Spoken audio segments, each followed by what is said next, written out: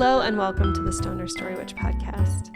Before I begin, I want to make an announcement that my teacher, Carmen Spagnola, whose work I reference plenty of times throughout this season, is offering a free week on her Numinous network. It is, I'm hoping to release this episode on the new moon on September 2nd, and her free week begins September 9th through the 15th. And that means that you can just join the Numinous Network at any point during that span of time and then get a free 7-day trial. It is super reasonably priced, even if you do stick around longer than the 7 days, but you are welcome to hop in there and check out any of the courses that she has there and live events. She has embodied attachments. She has the safe and sound protocol, a lot of education on the vagus nerve and attachment. It might be overwhelming, so I would just tell you could just start with the contact nutrition course, or if you have lots of capacity to power watch, the secure course as well. And certainly, you could just watch a little bit and come back. It's drinking from a fire hose, certainly, but it's amazing stuff, and it would be great to see you there. And oh my gosh, if you join, please send me a message. I would love to say hi. But anyway, I would be remiss if I did not share that amazing opportunity. This is, I believe, the final episode of season 1, or I guess it's kind of my experimental season of the podcast where I featured the story Little Women. I just kind of want to arrive for just a second. I am feeling a little more anxious than usual today because I'm trying something different, something new to me. And that is, I am recording this episode with very few notes and very little runway time, and just a commitment to get it out. I'm really feeling like I'm in this threshold moment. My kids are about to start school tomorrow. I just got back from a big visit to Canada as well as Minnesota to visit family and friends and beloveds. And returning back here to Costa Rica, and just there's just been a lot personally that has been happening that honestly feels too personal to share out, but also feels really relevant to the theme of today's episode, which is creative process itself, reflecting on, getting a little bit meta and just reflecting on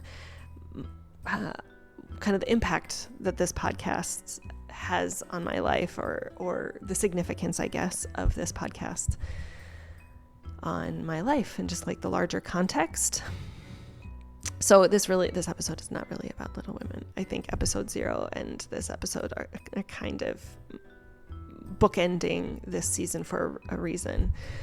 The first part is going to be me reading the outline that I had originally written for this episode back in March, when I was kind of piecing out, and I knew that I needed to have a final episode that wasn't necessarily about Little Women, but was about the process is the purpose, getting a little meta, and just what does the purpose of this, what is the context of my life that this podcast is happening. Similar to, I guess, Little Women, and how it's inviting you to get a little bit meta and seeing the relationship of that book within the author's own life, that the story is not just about the story, but also about the process of that story getting out. And so maybe that was the big lesson of Little Women. And then I also want to kind of just give a little bit of naming to what this past year has been like. This last year feels like there are parts of it that would feel helpful for me to put it out there in some sort of public way. And certainly there are things that I need to process still privately as well as personally with people that I actually know, in real life and real time. And there is some weird threshold that I'm noticing by just putting things out there in the public space. There is something truly liberating about creating a work that has been nagging at you for years and has felt too scary to do, and just the work of putting it out there, and fucking regardless of if anybody listens to it, there's just something about the letting go of the fucks and just like, it's out there. I'm putting my podcast out there not because I need to be witnessed. It's an offering.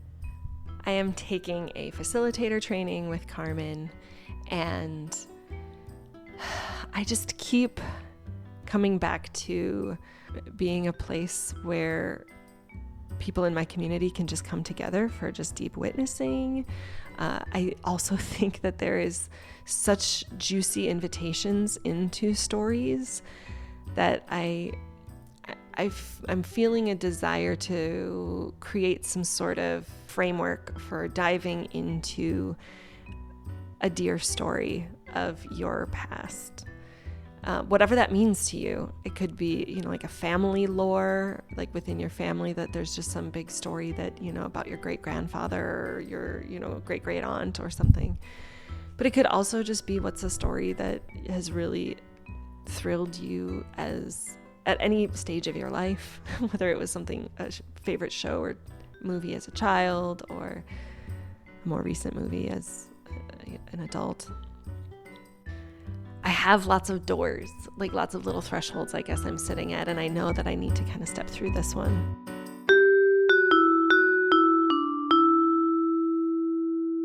From March. The title of this episode at the time was Little Women as a Process, Sourdough and the Polyamory of Creative Practices. So I wrote, like Lori, I have had a creative desire that has felt too scary to pursue. But I've been working on what would it take for me to go for it? What is really stopping me? What supports would be necessary to make it happen? I found that I was envious about how Jo had her family support and brought her those trays of food in the attic. And I had to reconcile with, do I actually have the support of my loved ones to proceed with what I want to create? And where is there a disconnect between their support and my perceived sense of permission? And I wrote here, and I will say that patriarchy is also at play, that I would just even tell myself, like, to create this podcast, my husband will be mad at me if I just shut myself away and write about a movie, and then judgment really comes in, like capitalist judgment, like who does that anyway, and sounds like an excuse to just be lazy. And then certainly the role that cannabis plays in, there's shame around cannabis, and then thinking of who gains and who loses by all the stigma that we have around cannabis use. And that is all true. I'm trying to think if there's anything, just quick pause. Because that has been a really, really tough part of this process. And just, I'm reflecting on what a process it's been to have all these moments of needing to steal away from, my other sense of perceived responsibilities in my marriage and in my family. And just in this whole year of being here. It has been hard, and I definitely was struggling with it then, and it feels nice, and I think I feel proud about the work that I've done to get here. All right, I continued writing.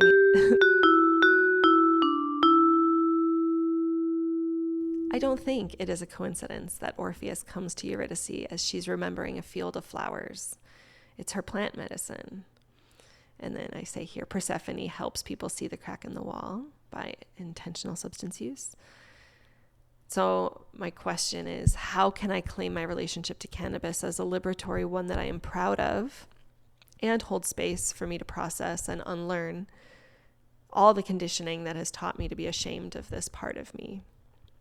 Okay, I'm going to take a break there too, because that's just reminding me of On my trip back to North America, I kept on thinking of that quote that Meg says to Joe: just because my dreams are different than yours doesn't make them less important. And if I proceed as though the sisters are all like parts of me, or, you know, people on my bus, then I just noticed how much conflict I had when I would be just like at a grocery store in North America, where it's like there are hundreds of options of like ice cream and like different flavors of Oreos. And there's like a level of like shock and absurdity and even like anger and sadness. Like there was like so much emotion when you're just like sitting there and just looking at all of the options that you have, when like there's so few options here where I live in Costa Rica. But then there's also this part of me that was just like, but I really do like Moose Tracks ice cream. But that flavor of Oreo does sound yummy, or whatever. And to just like actually have the compassion for myself that like, it's okay. Like there's no ethical consumption in late stage capitalism. Like, yeah, it can, like, all of that is true. Like it can be absurd, and I can be angry, and it can be sad. And I can also be like, but yeah, I want to try them. And like, that can be okay too. We're all just trying to make the best decisions that we can with what we have. And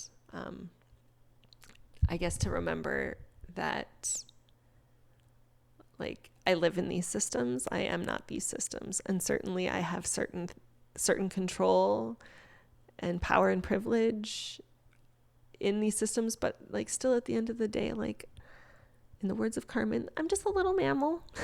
And sometimes there are comforts and conveniences that I do really like. And it's okay that I can be conflicted about those and still enjoy it when they're there, I guess. Okay. All right. I continued here writing.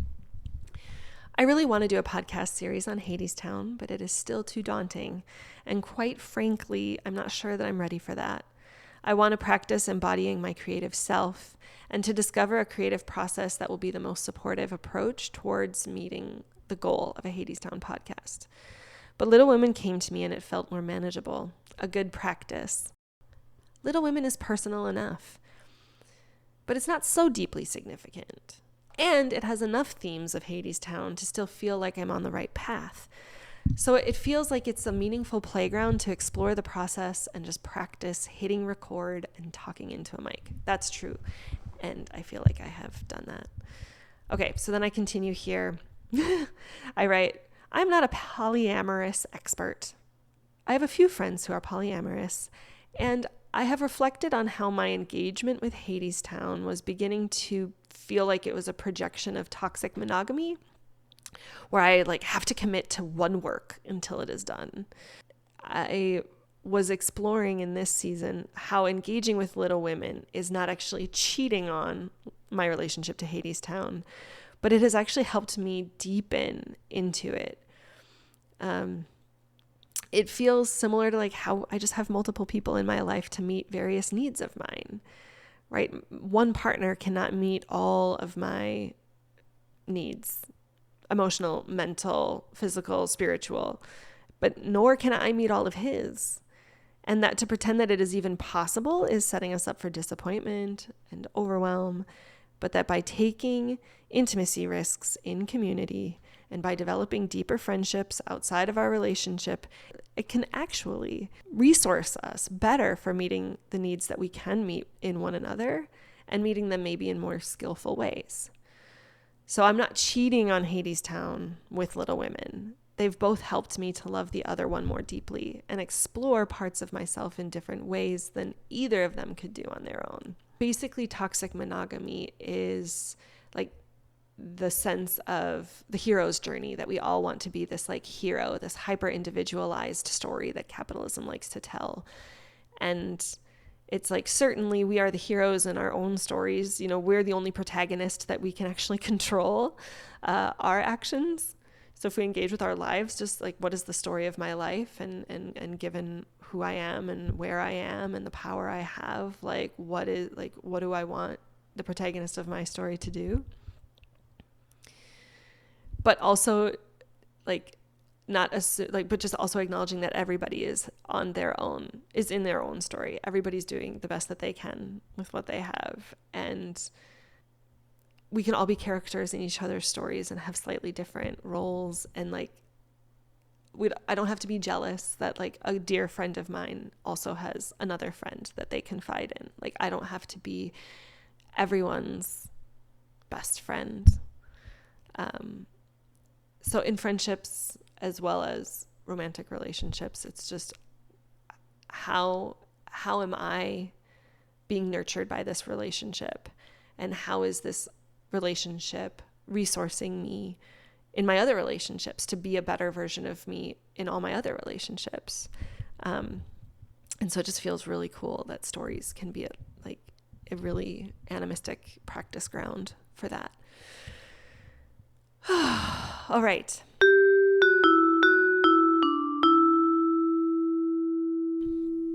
I continued writing. I have to reconcile with the patriarchy in my marriage, my shame around my relationship to cannabis, and also the ideal of what a good mom is. Capitalism likes to tell women that you can buy a stationary bike or take a bath as self-care, or maybe that you need to be that boss bitch so that you can model to your kids that women can navigate the capitalist patriarchy by ruling over it. But I want to model to my kids that we can have creative practices for the sake that they delight us. It brings me great delight to engage in plant medicine, engage in stories, and integrate it in the most liberatory and witchy way that I can at this moment in time, and let that inform the person I'm trying to become. And what does that look like? Reconciling that the first steps are the hardest, that the whole path may not be illuminated, but that I can safely take the next step. And that discipline can be playful and my process can be fluid. To explore the helpfulness of a timeline that's divorced from this frantic urgency to produce in an unsustainable way. And so I gave myself the month of March to produce the best podcast that I could around Little Women. And I thought it was cool because it was like March. So it's in honor of the March family over the month of March. But I also devoted the month of March to learn how to make sourdough and to try to get as good at it as I can. I was terrified when I put my dough in the oven on March 1st. Just these thoughts of, what if this ends poorly? What if nobody likes it? I don't know that I folded it correctly. Just every little anxiety and concern that you could possibly think of. But that first loaf was actually really good. And even if it wasn't, it would have been fine. But it actually was really good. And it has continued to be delicious. I have technically fucked up sourdough so many times, and yet I've yet to throw anything away. And I'm finding that as I engaged in sourdough, that the pockets of writing or podcasting that I could do in between the stages of preparing the dough were really doable pockets for me to engage in drafting the outline for the podcast, let's say. That most profoundly, I also was practicing that I can nourish my body while I am engaging in a creative practice.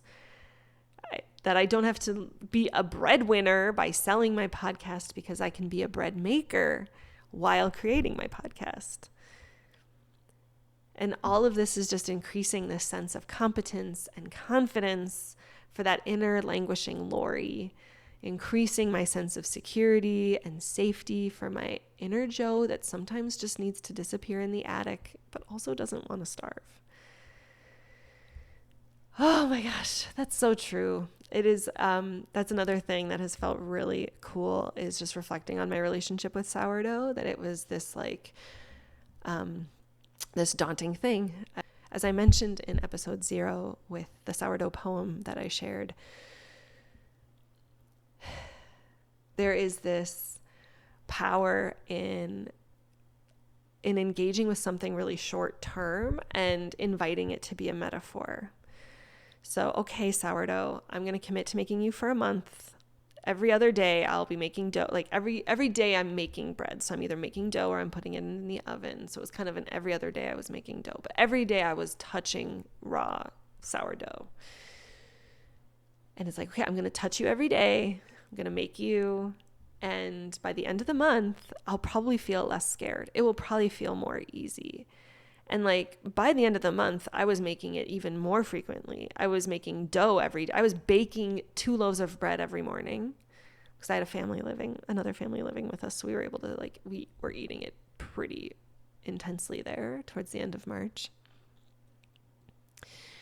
And then by the end of the month of March, I obviously didn't want to stop making it because then it just got to a point where it was like, well, now I'm just really enjoying it. Like now it's just tethering me in a way that just feels really, really nice.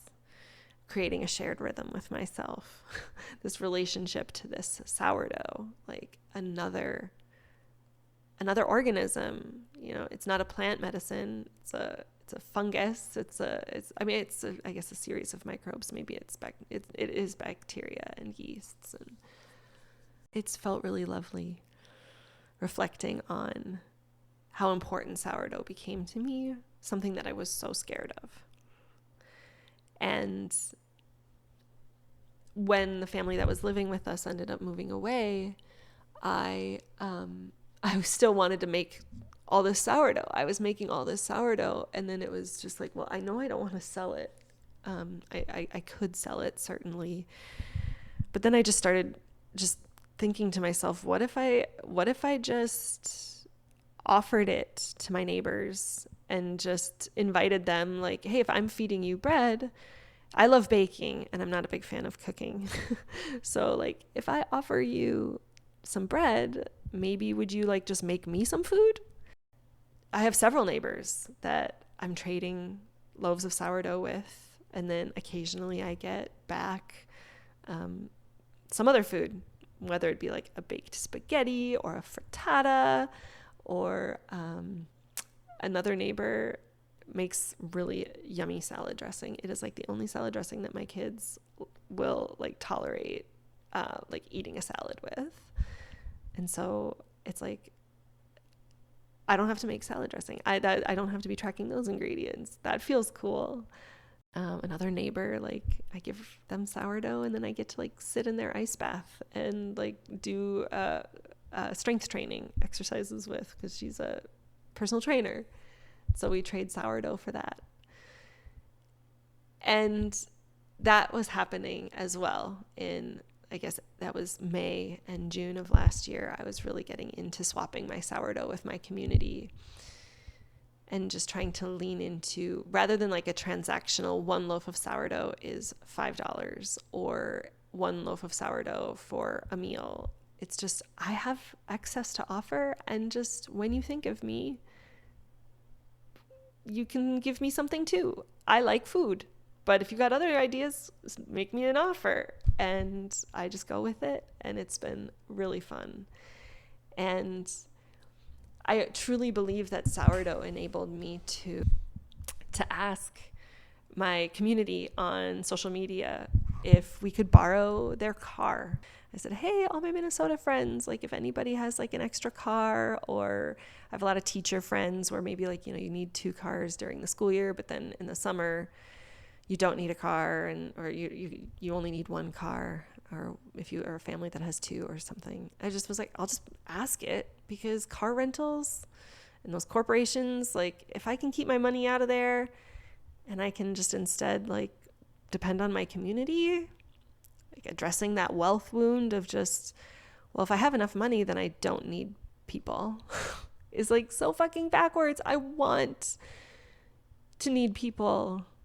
I want my community to ask me for stuff, and I want to be able to ask them for stuff. But like, I don't think me a year ago could have done that.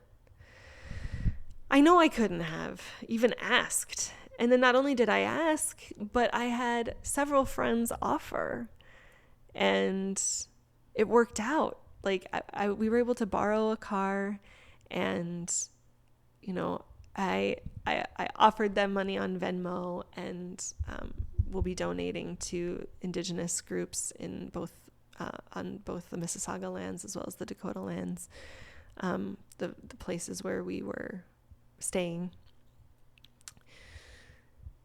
And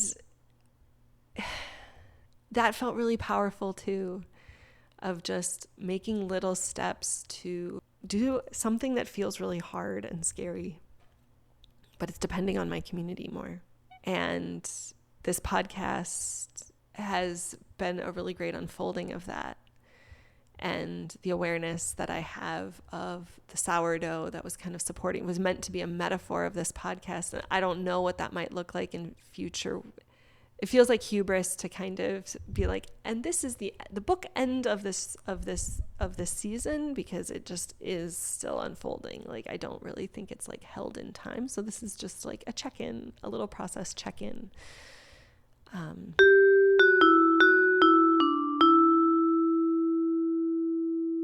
So one part of my process that I want to share today is that last September, I took a really big intimacy risk. And I had realized that if I was really wanting to release a podcast within the next year, that I would need some support, that I would need a community of beloveds, of trusted friends to be able to help hold me in this process of embarking on doing a really scary thing for the sake of just doing it, for the sake of getting the next breadcrumbs, for the sake of collective and individual liberation.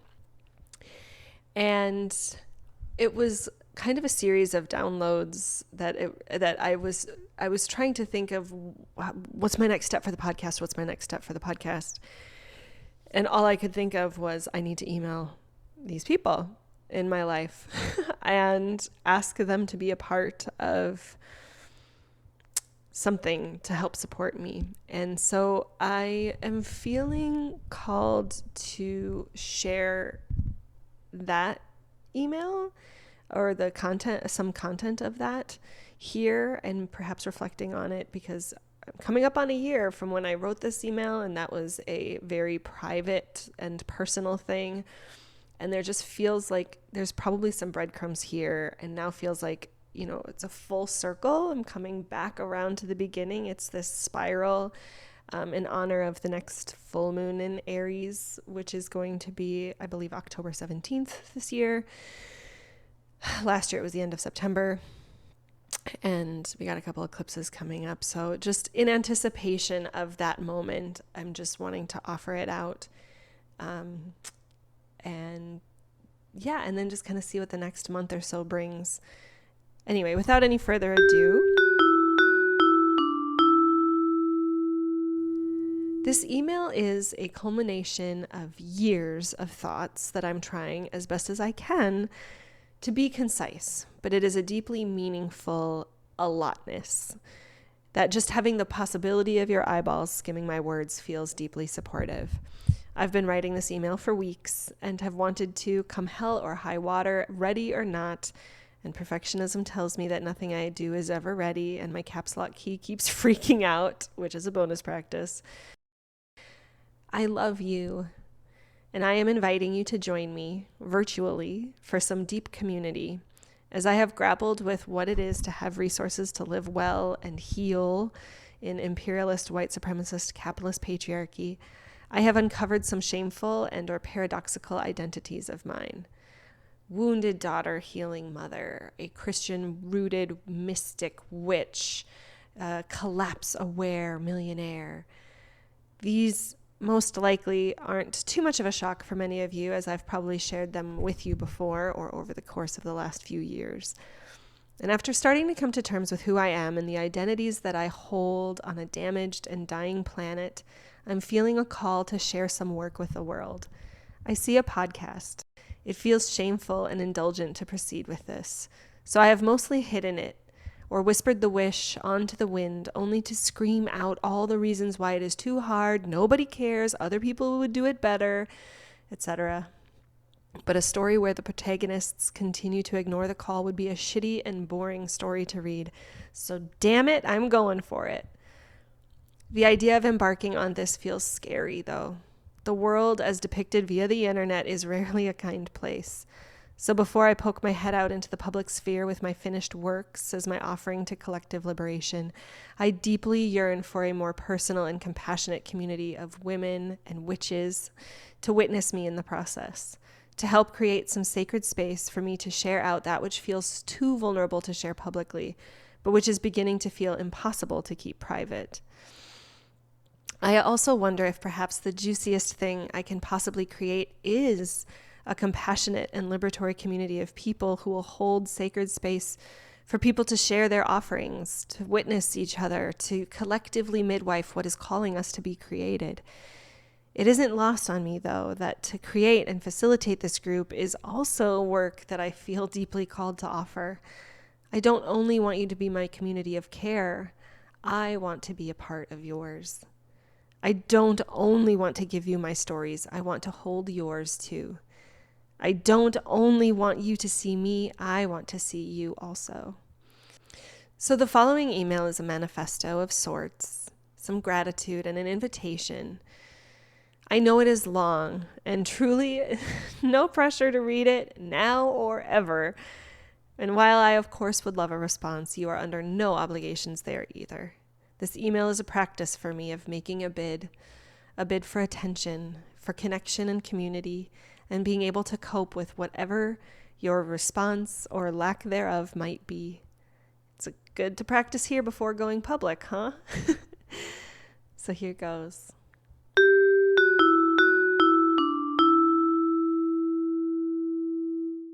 All right, so here's my manifesto. I wrote paradoxical identities as a spiritual path. I have learned that a great source of shame that I carry comes from the seemingly paradoxical identities that I hold in an overculture that is bound up in binary thinking, desiring to put me into simple and clean categories, allergic to nuance.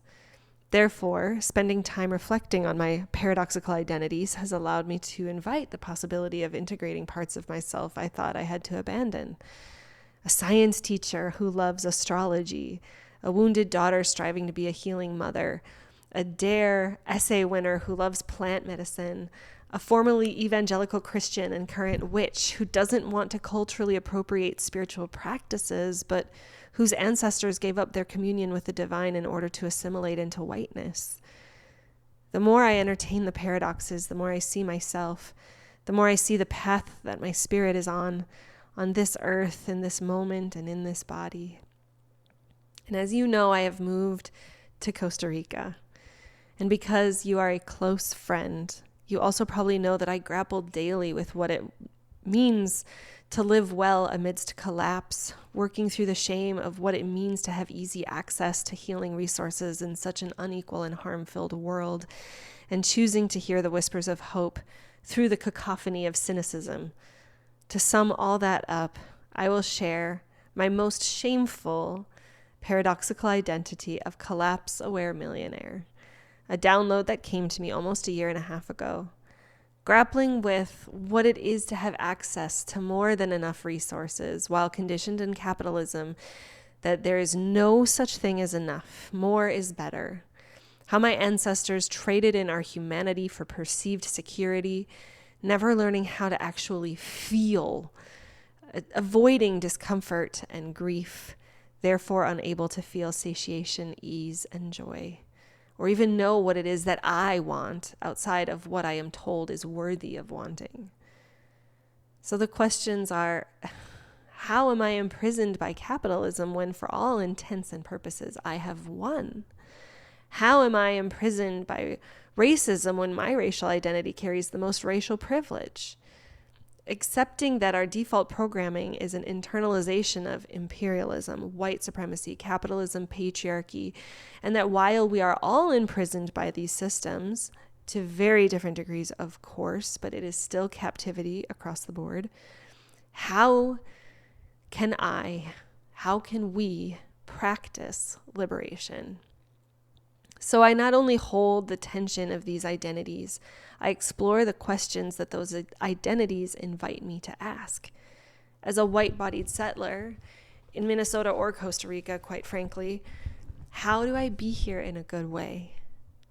How can my move catalyze me towards actions and practices and ways of being that my old stomping grounds couldn't?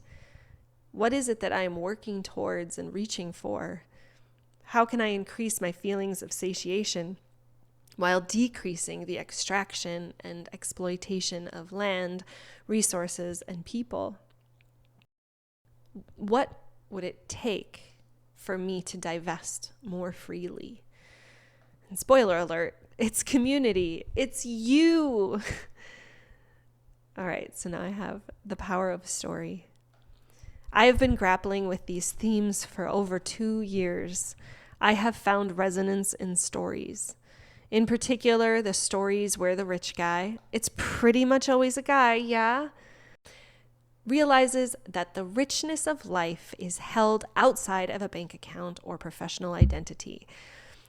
Greatest Showman, Mary Poppins, It's a Wonderful Life, Ebenezer Scrooge, just to name a few off the top of my head, make the anti-capitalist transition seem so easy and quick. It's as if the pressures of the system and the embodied practice of their lifetime can just disappear once they realize that they have sacrificed their humanity at the altar of capitalism. I have learned that it takes 300 repetitions for something to become muscle memory and 3,000 repetitions for something to become embodied. The will to turn over a new leaf in alignment with newly discovered values is not enough. We need embodied practice. It is not enough to want to escape captivity. I must practice liberation.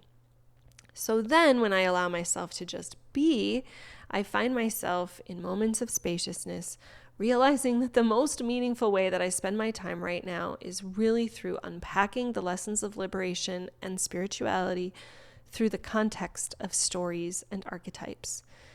That is reading books and watching movies and reflecting on them, writing about them. Spending my time this way feels so indulgent that I'm wasting my time or that I maybe somehow need to earn it in some way. But then I wonder, what if the fact that this feels indulgent is a sign that it is a right course of action for me? What if the fact that this work is consistent turbulence during my meditation isn't an inconvenience, it's a meaningful purpose? And what if our quote-unquote purpose is just doing what feels meaningful? What if the purpose of life is to actually deeply feel and be moved by life itself? And what if our relationship to art and story is where life can peek out at us through our conditioning, begging us to free ourselves? How truly radical is it to, as Mary Oliver writes, let the soft animal of my body love what it loves? What if reaching towards the things we care about was honoring the drive of our spiritual selves? And what if we reframed indulgence as following our deepest intuitive yearnings? Capitalist conditioning be damned. So now I have a new section, Stories as Liberatory Technologies.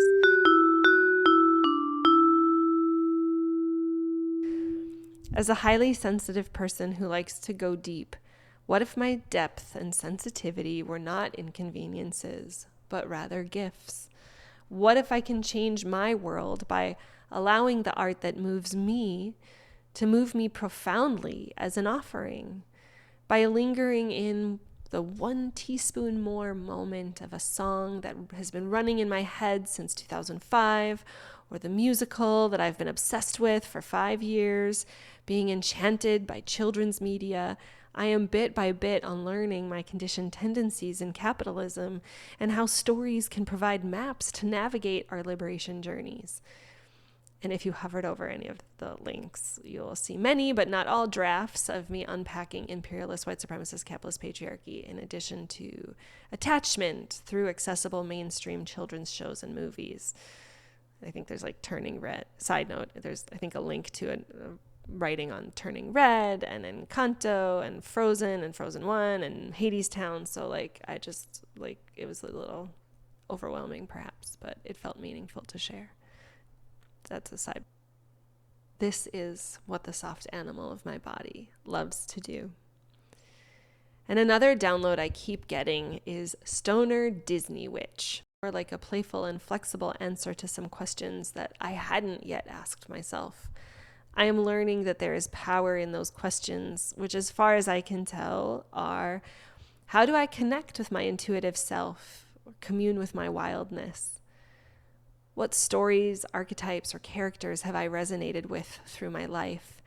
And what are my spiritual practices that resource me towards collective liberation? And I invite you to pause and ponder your answers to these questions. And it would feel truly indulgent for me to engage in conversation with you about them. And it's interesting how the first and the third question are technically different questions, but also seems as though there's a lot of overlap with the answers. How I resource myself for liberation is through connecting with and embodying my most intuitive and wild self. It's some sort of positive feedback loop. Once you get through the questions, you're back at the beginning. And also, while Disney is a shorthand for much of the media that I consumed as a kid and now as a parent, I also find something very powerful in the juxtaposition of identifying myself as a Disney witch, or I guess a story witch, side note.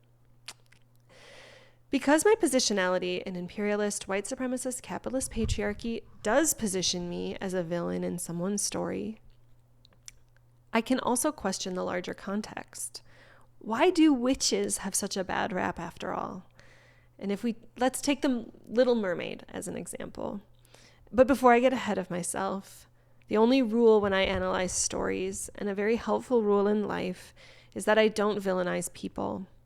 The only villains are imperialism, capitalism, white supremacy, and patriarchy. Characters and stories are archetypes or symbols, and we need to relate to them in that way. And if our life is a story, we contain all the parts. Every character, every landscape is contained within us. So if I'm a reflection of the Little Mermaid, I have within me two worlds that I am straddling, the land and the sea, a goal, in this case, life on land, Prince Eric, an obstacle like King Triton, maybe an accessible solution through Ursula, competent protectors and guides like Flounder and Sebastian, my unique talents and gifts, in this case singing, and some uncomfortable questions that we as the story may choose not to talk about based on trauma or our environment. So the attachment wounds of King Triton, the abandonment wounds of the never-mentioned mother's absence. Ariel deeply wants to explore land, and it is so obvious that the patriarchy is the villain of the story under the guise of protector. It's Ariel's obstacle in the form of King Triton. But Disney would have us believe that Ursula is the villain. Ariel's goal is to live on land, to be a different expression than the world she was born into would allow her to be. Without Ursula, Ariel would have never left the ocean. But of course, patriarchy is never going to allow us to overcome our obstacles without sacrificing something dear to us. In Ariel's case, her voice. Ariel's patriarchal obstacle, Triton, can only be overcome by agreeing to an exploitative capitalist solution via Ursula that denies Ariel the ability to engage her gifts and use her voice. It's just another sign that capitalism and patriarchy is the villain, and art imitates life, right? You may be able to get that loan, but only at ridiculously high rates, etc., etc. And so according to Disney, Ursula is definitely wounded, as we can see by her supposed power hoarding and needing to be this one and only, and also worship of the written word, are traits of white supremacy culture. Disney doesn't even need to make her origin story because it is obvious that she and Triton go way back, were probably best friends, and the live action remake says they were siblings, so I don't know.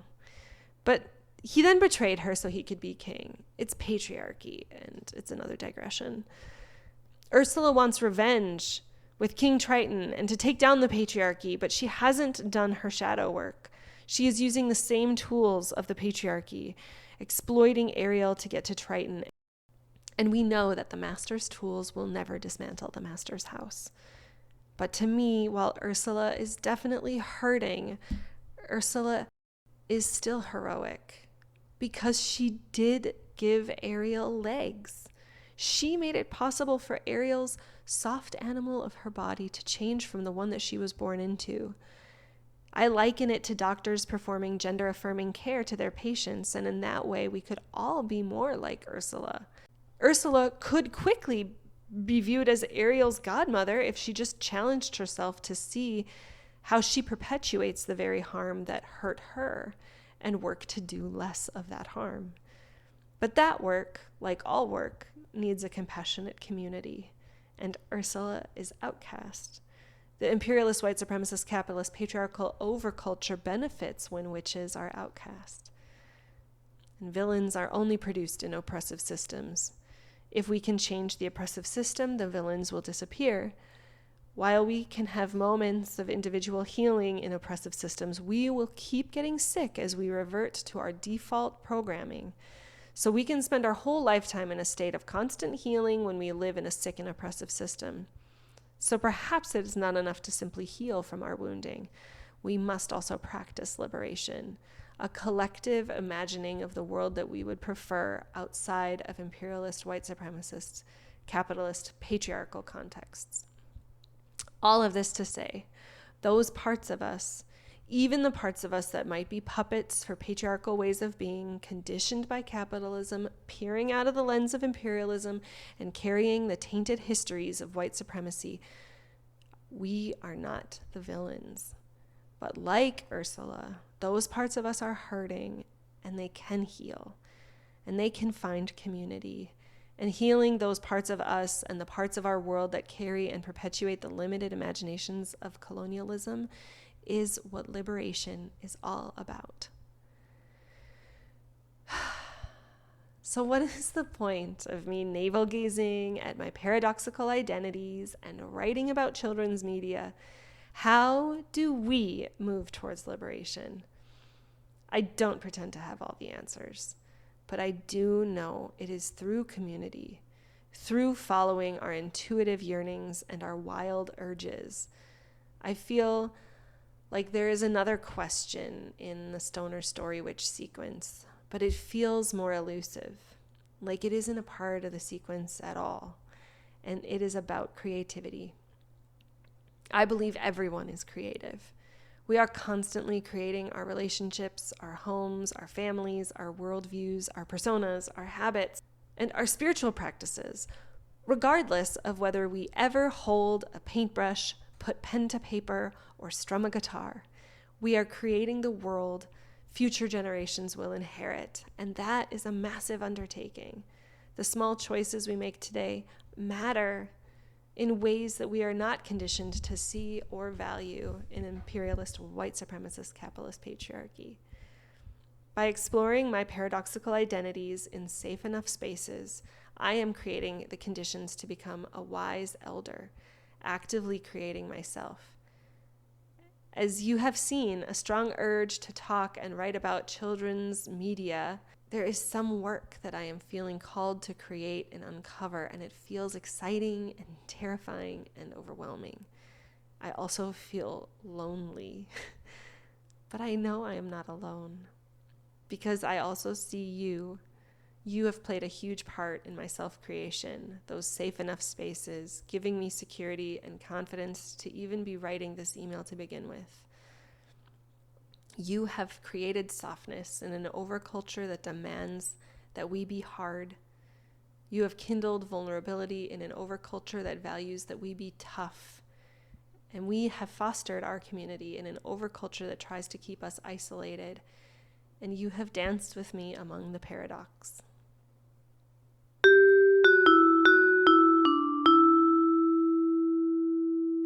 All right, so now I have an invitation. What I yearn for is a deep level of creative community with my beloveds. I'm feeling called to call in some allies as I try to birth the work begging me to be born. The thought of being seen and heard is terrifying. So how do I tolerate it?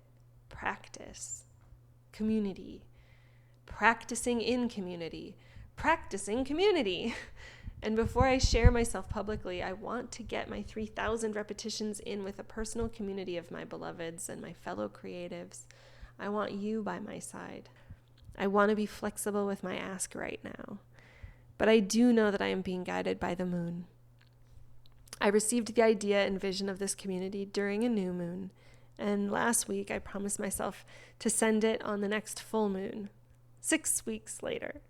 So perhaps our group can also mirror the moon's cycles in some way. So please ask yourselves some questions and sit with these for a while. How did it feel in your body to read all of this or to hear all this?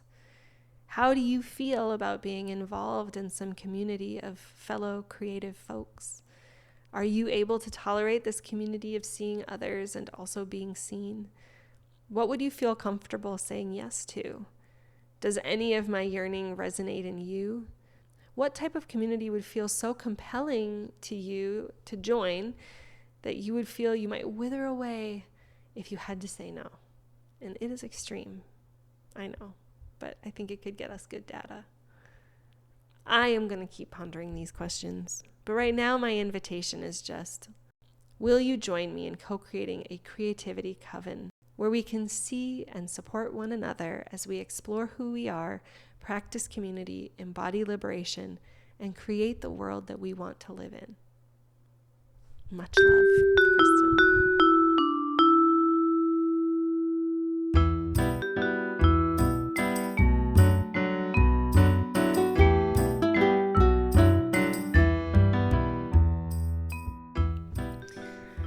Whew, that was long. And I think what just feels the most pertinent at this time, because I really, it feels like hubris at this point to pretend that I actually know what the next breadcrumb is going to be, but I know I need to kind of close the door on this chapter, close the book, turn the page, whatever. I do know this. As I said at the top of the episode, there is a free week on the Numinous Network with Carmen Spagnola. It is September 9th through the 15th of 2024. I'm planning on publishing this episode on September 2nd. So if you listen to this when it comes out, beginning September 9th, but anytime from September 9th through the 15th, if you join the Numinous Network, you'll get a free 7-day trial. And I don't even know necessarily what I might be offering. I don't know, come the next full moon in Aries, maybe I'll have some clarity by October 17th, but no promises. But I guarantee that whatever it is I'm offering, it would be really, really helpful to have had a little bit of exposure to Carmen's work, because I do, if you have listened to any other episodes, I pull from it quite a bit. And it would be nice to make sure that other people have access to the same thing that I'm having access to, that you're not just learning off of my Spark Notes. So if you have the ability to just hop on to the Numinous Network at any moment between September 9th and the 15th to just join the Numinous Network, and then you get 7 days after that, so you can start on the 15th and go through the 22nd, let's say. I highly recommend her Secure Attachment course. And if that is a lot, that's kind of a lot to power watch, but if you can't handle that, then even just the Contact Nutrition course, those are just shorter and they go into the kind eyes, vocal prosody, safe touch, shared rhythm, and ingestion behaviors. I highly recommend those. And she, of course, has way more offerings as well, so you could easily become a member and stick around for a long, long time and find lots of really juicy things, whatever your capacity is. And I am not a guide on the Numinous Network. I receive no discount or anything for my membership. I'm not a paid affiliate or anything. I'm only recommending people who have offered work that has been very monumental to what it is that I'm reaching for in this world. So I recommend Carmen highly, and would love to see you there. If you're in the Numinous Network, by all means, reach out to me, say hi, email me at stonerstorywitch@gmail.com. reach out to me on social media, Stoner Story Witch on Instagram, and I look forward to seeing what the next season holds. I have ideas. I'm holding them a little bit close to my chest, and I'm really hoping that in the next seasons I will be having more conversations on the podcast as well. So stick around. Thank you so much for being here. And I want to thank Matt Schubbe for the podcast art, my husband Kevin Carlo for all his help in the creation of the theme song for the podcast, and Anais Mitchell and John Williams for their inspiration of Hedwig's theme and Hadestown. And before I sign off, I would like to leave you with a quote from another one of my teachers, Rev. Angel Kyoto Williams, who says, "Love and justice are not two. Without inner change, there can be no outer change. And without collective change, no change matters."